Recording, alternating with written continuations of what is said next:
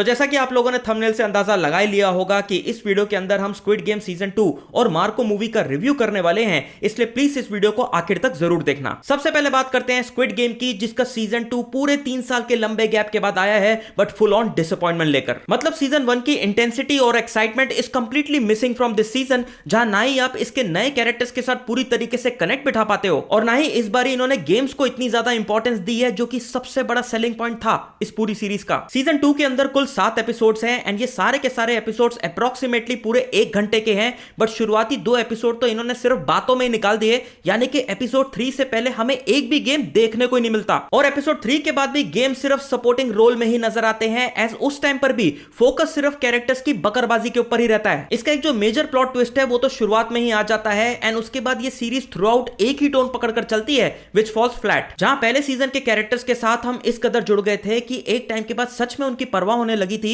वहीं इस बारी एक भी कैरेक्टर ऐसा नहीं था कि जिसकी डेथ वगैरह से कुछ खास फर्क पड़ा हो। ऑल्सो अपना मेन हीरो जो कि पिछले सीजन में इस गेम का विनर बन गया था, वो महाशय अपने दम पर इस गेम को पूरी तरीके से खत्म करने के लिए वापस लौटते हैं, एंड वो कैसे? इस गेम को दोबारा खेल के। Master plan. ये भाई साहब जितना अपने आप को अपने ही दिमाग में तोपची समझते हैं, उतना ही ज्यादा अपनी हरकतों से लफद्दू साबित हो जाते हैं, बिकॉज इन जनाब ने अपने खुद के एक्सपीरियंस से सबसे बड़ा लेसन लिया ही नहीं कि नेवर ट्रस्ट प्लेयर 001, और जिन सभी सवालों के साथ सीजन 1 ने हमें छोड़ दिया था वो इस बारी भी अनआंसर्ड ही रहते हैं। ऑल्सो इसकी एंडिंग जो कि काफी एब्रप्ट फील होती है, उसको देखकर भी ये साफ पता चलता है कि इसके मेकर्स को जबरदस्ती इसको सीजन 3 तक पुश करना था, जबकि बड़े आराम से वो इस सीरीज को इसी सीजन में खत्म कर सकते थे। तो ओवरऑल मेरे लिए स्क्विड गेम सीजन 2 पहले सीजन के मुकाबले में काफी ज्यादा डिसअपॉइंटिंग था, एंड अगर आप अभी भी इस सीजन को देखने का मन बना रहे हो तो फिर अपनी एक्सपेक्टेशंस को जितना ज्यादा नीचे कर सकते हो कर लेना। अब बात करते हैं एक ऐसी मूवी के बारे में जिसका वर्ड ऑफ माउथ उसकी रिलीज के टाइम से ही एकदम आग की तरफ फैल रहा है, एंड मैं बात कर रहा हूं मार्को मूवी की। कोई इसे एनिमल और किल का बाप बुला रहा है, तो कोई इसे इंडियन सिनेमा की आज तक की सबसे ज्यादा वायलेंट मूवी बोल रहा है। और अब जब मैंने भी ये मूवी देख ली है तो मैं 100 नहीं 200 नहीं पूरे 1000% की गारंटी के साथ ये बात बोल सकता हूं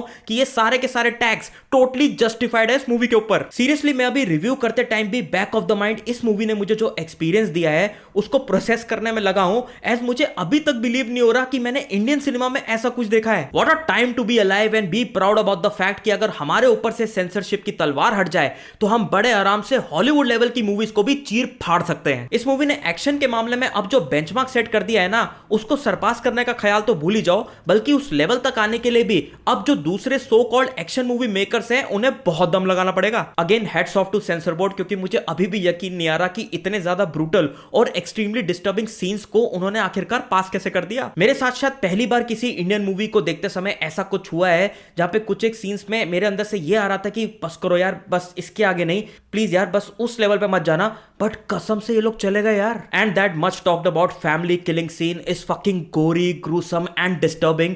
मतलब कि उस सीन को सिर्फ सोचने भर से ही पूरी बॉडी में चिल्स आ रहे हैं। एंड कुछ लोगों का ऐसा मानना था कि इस सीन को मूवी के अंदर सिर्फ उसकी शॉक वैल्यू को बढ़ाने के लिए डाला गया है, जिससे मैं पूरी तरीके से डिसएग्री करता हूं, बिकॉज वो सीन शॉकिंग होने के साथ साथ हाईली इंपैक्टफुल था। सच में जिस लेवल का गोर मैंने इस मूवी के अंदर देख लिया है ना, इसके ऊपर तो बस हॉलीवुड की टेरिफायर और 100 मूवीज ही आती हैं। पिक्चर का first half is fantastic, but second half में तो ये movie full on beast mode पे चली जाती है। Again a simple revenge story, but the magic lies in the overall execution which is breathtakingly amazing. And Sandeep Reddy Vanga के मुंह में तो पानी आने वाला है इस मूवी को देखकर, जो डेफिनेटली इस मूवी को वायलेंस के मामले में रेफरेंस पॉइंट की तरह इस्तेमाल करेंगे फॉर एनिमल पार्क। ऑल्सो यश के रॉकी भाई के बाद अगर मैंने किसी भी एक्टर के अंदर उस लेवल का स्वैग और करिश्मा देखा है, then hands down it has to be Marco, played by mister Unni Mukundan. Seriously इतने टाइम से आप कहां चुप के बैठे थे जनाब? मतलब बंदे की पर्सनैलिटी, स्वैग और एक्शन स्टाइल सब कुछ ट्रूली मैजेस्टिक। इसके बाद after a long time Ravi Basrur ने केजीएफ चैप्टर 2 के बाद अपने आप को ट्रूली रिडीम कर लिया है